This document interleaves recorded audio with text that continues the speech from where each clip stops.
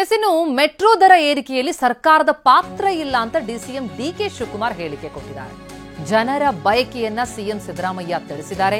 BMRCL ಏನ್ ನಿರ್ಧಾರ ಮಾಡುತ್ತೋ ಮಾಡ್ಲಿ, ನಾವು ಅಭಿಪ್ರಾಯವನ್ನ ತಿಳಿಸ್ತೇವಷ್ಟೇ ಅನ್ನೋದು ಡಿಸಿಎಂ ಡಿಕೆ ಶಿವಕುಮಾರ್ ಅವರ ಹೇಳಿಕೆ. ಮೆಟ್ರೋ ದರ ದುಬಾರಿ ಆಗ್ತಾ ಇದ್ದಂತೆ ಆ ಬೆಳವಣಿಗೆಗೆ ಸಂಬಂಧಪಟ್ಟಂತೆ ಬಿಎಂಆರ್ಸಿಎಲ್ ಏನ್ ನಿರ್ಧಾರ ಮಾಡುತ್ತೋ ಮಾಡ್ಲಿ ಅಂತಿದ್ದಾರೆ DCM DK Shivakumar.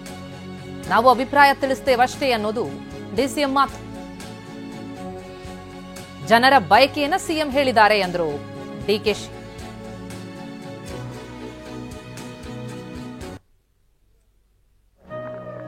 V don't have any roll.